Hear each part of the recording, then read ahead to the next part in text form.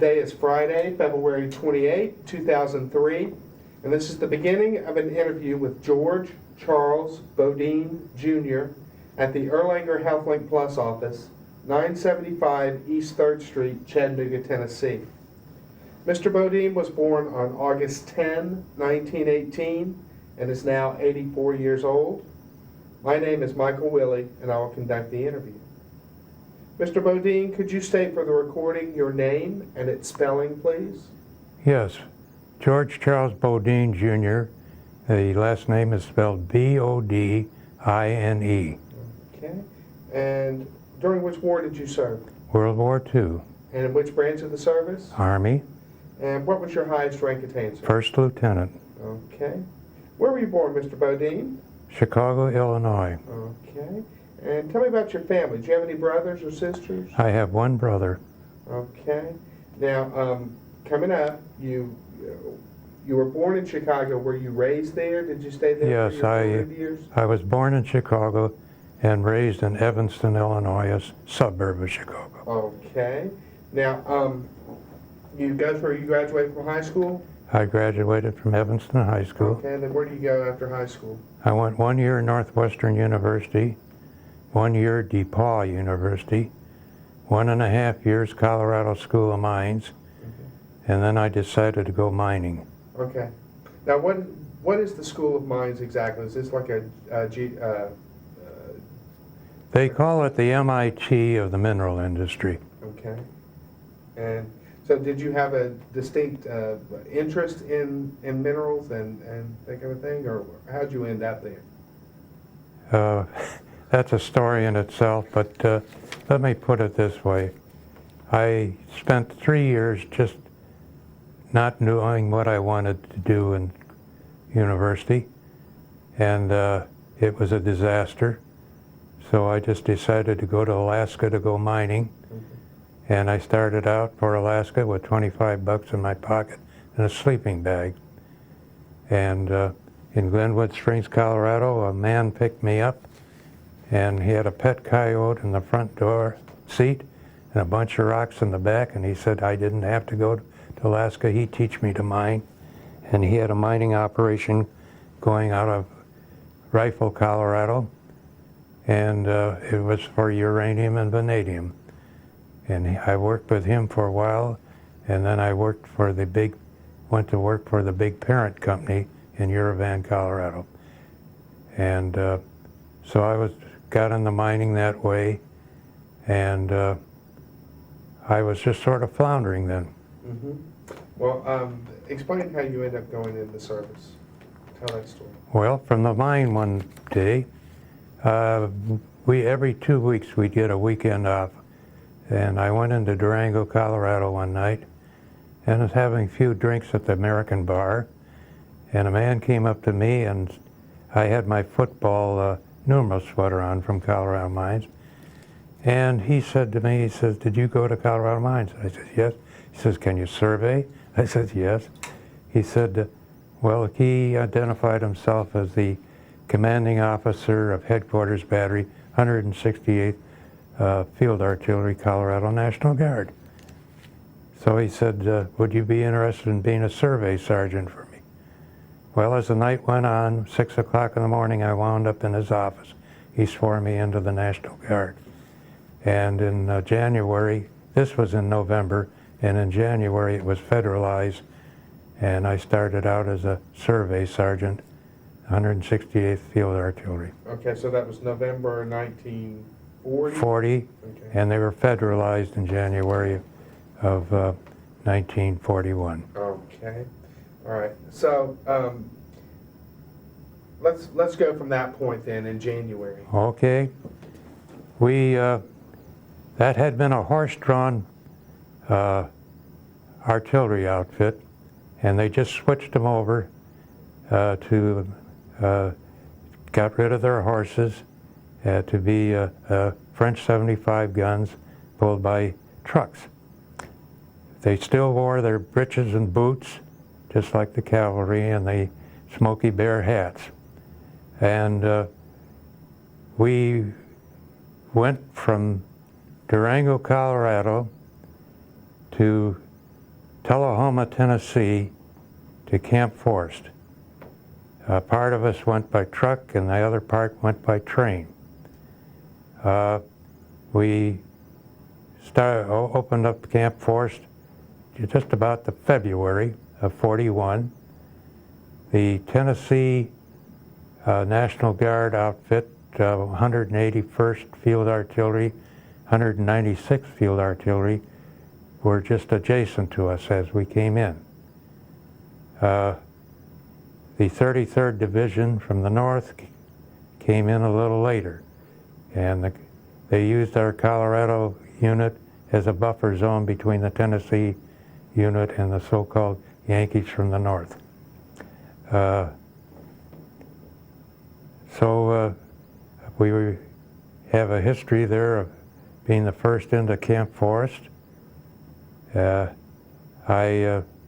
stayed with the outfit through 1941.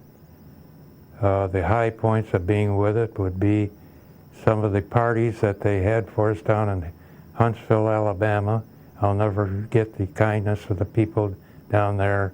They'd have dances for just the Colorado outfit. It intrigued them. Up on Monte Santo State Park, and then later on, let's say about September of 1941, just after we came back from the maneuvers in Louisiana, where the Army had, for the first time in their life, 200,000 men in one place. Now, can we talk about that just a second? Sure. Just talk about what it was like, the maneuvers down. Okay. When we got down there, we had only the second heavy field artillery pieces in the United States Army. They were what they called later the Long Tom 155 rifles. These were the original World War I French guns. They were pulled on four-wheel carriages by Hollis Chalmers tractor. They weighed about 15 and a half tons altogether. Our top speed was 10 miles an hour. So we were down in the swamps of Louisiana maneuvering with them, and we found out our best use for them was to use them as roadblocks. It was a mess. They had many casualties from snake bite. They had the red bugs and all of that just took their toll. Then we got sort of fungus diseases down there, and it affected people's legs, much like the troops later on in the war got out of New Guinea. There were hospital trains going through Louisiana, reminiscent of what I saw in World War II later on. So they finally got us out of there, and got us back up to Tennessee. And I think the Army learned a few things by that one. Now, at this point, is there, within you, I know there's kind of a buzz, but is there a sense of impending war at this time? Yes, yes. The sense was brought to me by the Royal Canadian Air Force came down to interview some of us as volunteers for the Royal Canadian Air Force in September when we got back from maneuvers. I went over and I was accepted to go to navigation school. So I was all set to go with the Royal Canadian Air Force, and they gave me a few days leave, and I went home to Evanston, and my mother just raised all kinds of the devil about it. She came from an old German family, and she said, if you're going to fight for anybody, you fight for your own country, not somebody else. Well, she did quite a good job because she discouraged me, and I turned down the acceptance. Next thing, I wanted to get out then, so I heard that if you joined the regular Army, you'd be sent down to Trinidad. That sounded good. So I went over and joined the regular Army, gave up my sergeantcy, became a private again. And instead of going down to Trinidad, I wound up with the 50th Field Artillery, Camp Custer, Michigan, in the middle of winter. Just on my way up, war was declared December 7th. So instead of going to Trinidad, we wound up in Iceland. Oh, man. We were the first Army troops there in Iceland. We were replacing the 6th Marine up there. Okay. So you're sent to, is it Reykjavik where you're stationed? We were stationed about 25 miles northwest of Reykjavik on the fjord leading into the naval base. Okay. And it was sort of a ridiculous, but the only artillery you had up there were little mountain howitzers, and we had them in place to defend the fjord, and expecting the German battleship Tirpitz to show up any time out of the fog. One humorous thing about that, it was humorous in a way, and it wound up quite sad. The orders were, if German planes ever flew over, not to fire on them because we didn't want to give up our vulnerability. Mm-hmm. Well, a Focke-Wulf German 4-engine bomber start making scouting runs over us, and it was every day they came over, maybe flying about 400 feet up, and it got so that we got to know each other, and they'd waggle their wings at us and we'd wave at them. And then they were building an air base over in Keflavik and Reykjavik, and one day they got a bunch of P-40s in there, and this German bomber came over our position again, waggling his wings, and I looked out of the corner of my eye, and the P-40s were taking off like hornets. That's the last we saw of them, and I found out later they got them on the way back to Norway. What he had been doing all the time was scouting the convoys and everything else for this, for information for the submarines. Right. And so in retribution, on Easter, the Germans sent over a couple Ju-22 bombers, and unfortunately shot some English soldiers crossing a bridge. But after that, why, things settled down. Okay. All right. So how long are you actually in Iceland? I was in Iceland from February until the end of May, and in May I had been made a acting officer in artillery to teach American officers how to fire English 25-pounders. Okay. And I was interviewed for engineers officer school and accepted.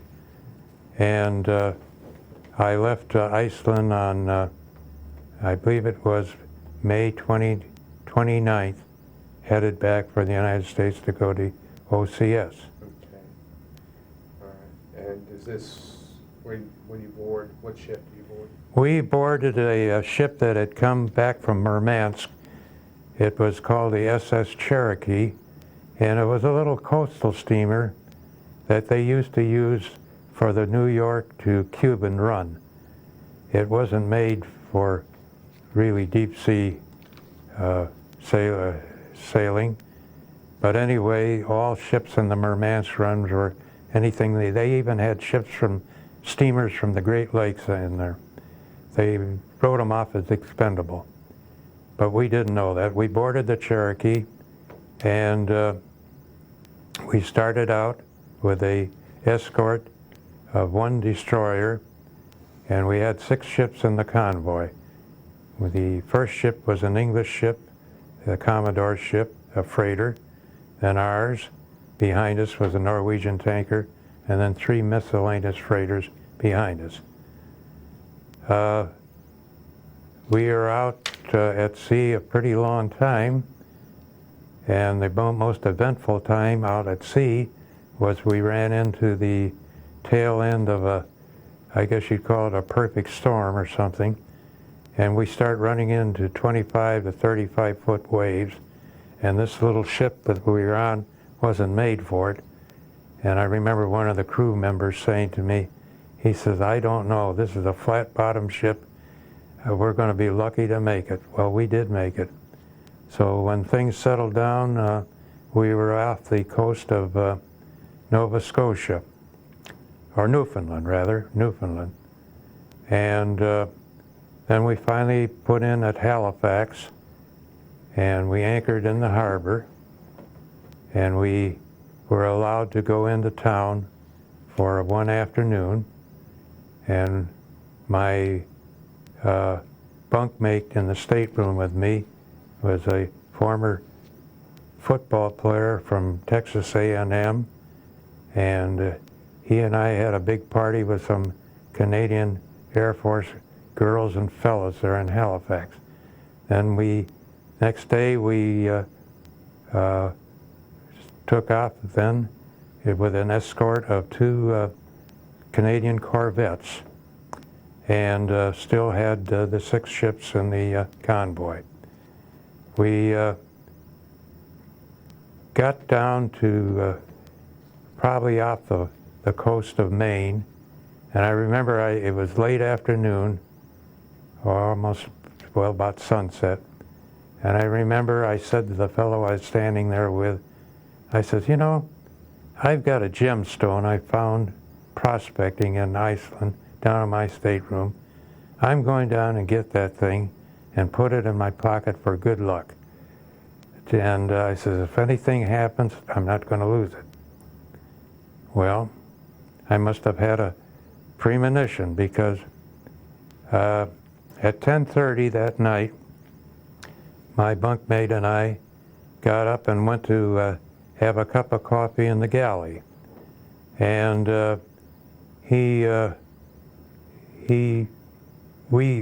take it back, he and I were to go on watch on the flying bridge at midnight. It's a lucky thing we did what we did, because as we were standing in the galley, I was looking at the chronometer, and everybody was saying, well, we'll be in port in the morning. And the Puerto Rican crew they had on there were having a big time down there in the engine room, singing Latin songs and calypso and pounding on the metal things and like the metal drums, and everything was a happy time. And all of a sudden, right at 11 o'clock, we had a big explosion.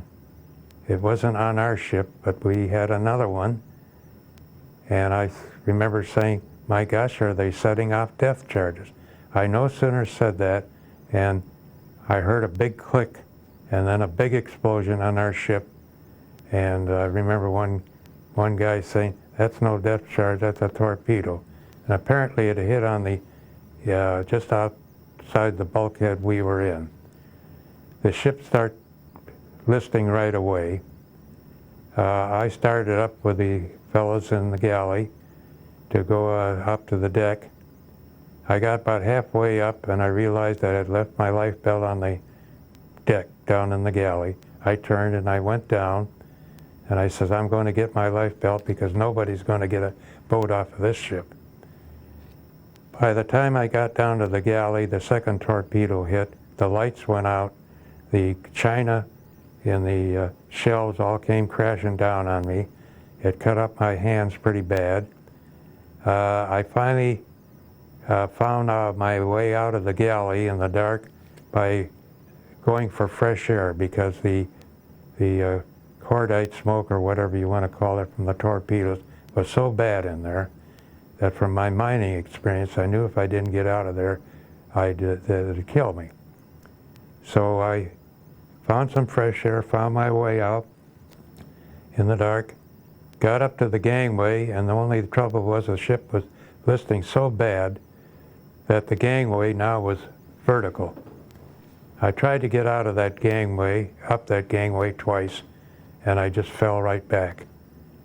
And I collected myself for a minute, said a little prayer, and I said, God help me.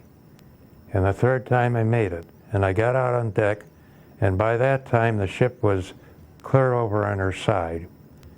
And so I literally walked along the cabin back to the aft position of the ship. When I got there, there was a Russian captain from the Merchant Marine that was coming back from Murmansk standing there. There was a sailor from the gun crew. There was an American soldier who was horribly burned, and he was just sitting there moaning, and myself. The others that were in the galley, I never knew what happened to them with me. And my bunkmate never made it. So maybe it was fortunate I went back to get my life belt. So we were standing there and the ship started going down. The Russian naval officer, merchant marine officer, took out a knife, cut off a small flotation device on the rail that had a line on it, and he threw it down and handed me the line, and he says, "Go." He motioned to go. The sailor from the gun crew and I went down, literally walked into the water, and every time we get in the water, the waves would wash us back up on the side. And it was trying to get off a beach in a heavy surf. We finally got away, and the ship went down, sucked us down with it, and I don't know, the next thing I know, I was floating in my life belt out there in the middle of the Atlantic at night, and everything was quiet. The English ship ahead of us had broken in half, and half of it was ablaze just like a big torch. There was oil all over the water. There was a lot of water on fire from the oil. So we floated out there, and I thought, well, it's not going to be long before I'm going to be dead from exposure because the water was very cold. And talk about your parents, because you were... Well, at that time, I thought, my parents back in Evanston, Illinois, are sitting down and having tea, as used to be their custom before going to bed, about right now.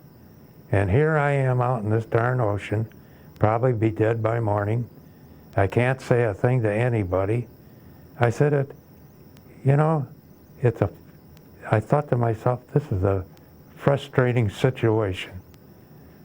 And I no sooner got through thinking that over, and somebody snapped me out of it because he tried to grab me out of the dark and tried to take my life belt. And I managed to survive that. And pretty soon we saw a light out in the dark. And we decided to swim over it that way. I don't know how long we swam, but we finally got over there. And it was a life raft that it was so many fellows in it, it was half submerged. And they pulled us on board, but half of them in the life raft were almost deathly sick from swallowing oil. And some of them just, when they went to throw up and lean over, they just fell into the sea and were washed away. So I'd say a third of us in the raft just got too sick, fell in the sea, and disappeared. There was wreckage all over the place, and the fellows that had K-Pock life jackets on, a lot of them went down in the water because the wreckage had punctured the K-Pock. I had the old cork jacket, and I was fortunate. So it seemed like eternity when all of a sudden we saw a sort of an apparition showing up. It looked like a large black object, and it turned out to be a freighter. And I remember its name was the Ohio. The captain put on the full searchlights, and in spite of submarines still being around, and was trying to pick up survivors. The reason that ship came through, it had been with an outgoing convoy and couldn't keep up with them, and it was ordered to turn back. And it's just a miracle he came through where we were. So we had a harrowing time trying to get on board that ship because he tried many times to get a line to us and couldn't do it. And we finally were floated aft of the ship, and I was holding on to the rudder of the ship, and the propeller was, enough out of the water, I'd say about 8 inches out of the water, the blades, turning slowly, and no further than maybe a yard from me. And I thought, boy, if he puts this ship in reverse, I'm a goner. Well, fortunately he didn't, and they did manage to get us a line to us and get us on board. As I was going up being pulled up the Jacob's ladder, the fellow behind me, they said later, had a broken back. He was screaming all the way up as they were pulling. There were several injured people. So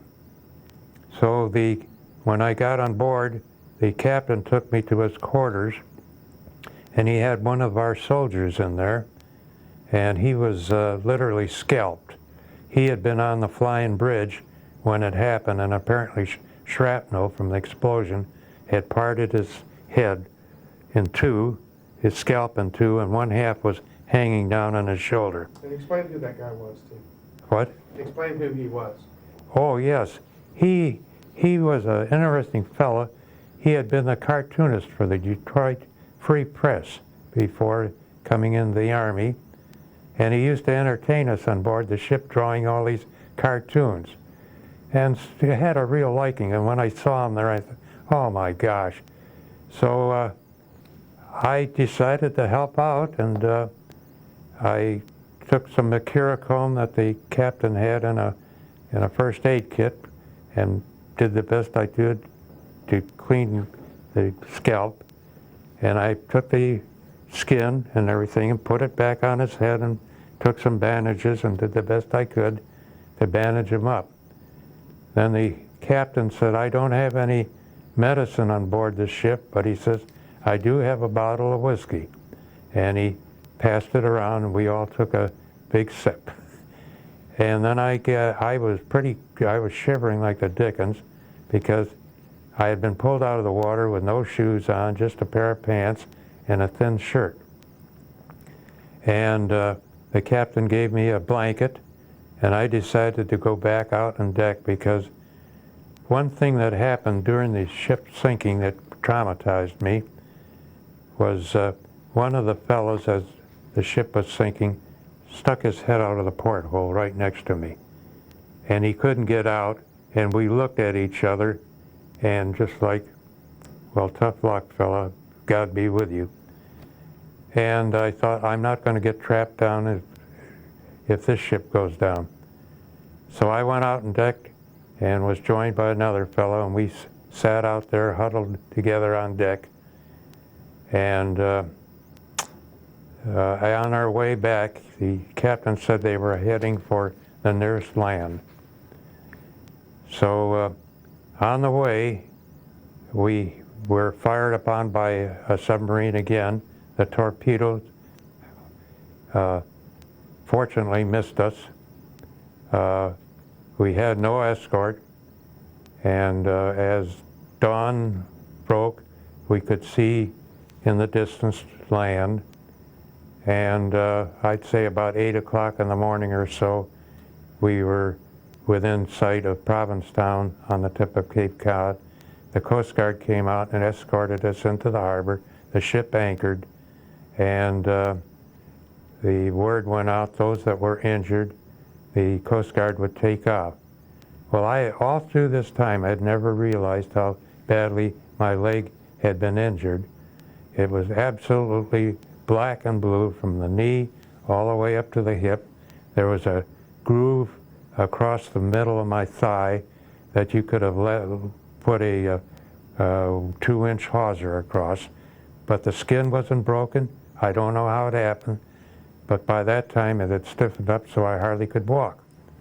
So they took me off with the rest of the injured, and the Coast Guard surf boat that took us to the the dock there at Provincetown. And here were all these former artists and actors and actresses as members of the Civil Defense Corps waiting for their first customers. And boy, did we get treated. I got put on a stretcher, and the gal put a cigarette in my mouth, and I said, "Oh, I think I can hobble up." They said, "No, you got to be in the stretcher." They had converted their townhouse into a hospital, and Hold on one second.